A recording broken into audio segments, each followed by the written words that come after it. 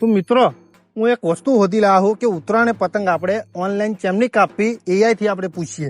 વાહ વાહ વાહ હા લખતો ખરું અરે મને થોડી ઇંગ્લિશ ઓછું ફાવે, દોરી વાગી છે. એક કામ કર હા નિકુલ ના 10માં ઇંગ્લિશ માં 33 માં ઓહો બોલ.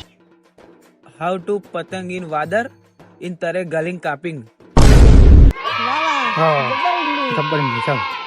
ટાઈટ પોઝિશન એટલે કે આપણે પવનમાં પતંગને કઈ પોઝિશનમાં રાખવાની કહું? હું કહું હા ડોગી સ્ટાઈલ. મારા અરે નાગી વાતો કરો અરે ભડવા, આવું બધું કોણ શીખવાડે તારે? પતંગો શીખવાની વાત કરો બીજું જો. તારે વરી હવે ના બોલતો એવું બધું.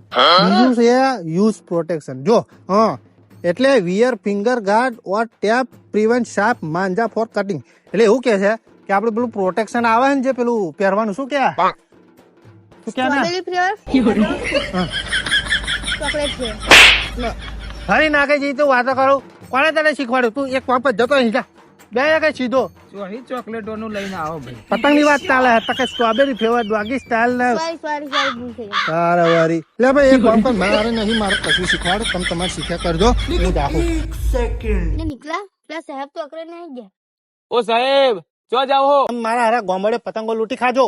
પણ હારું પતંગો લૂંટતો ને ઝંડા બનાવતો શીખવાડો ને. હા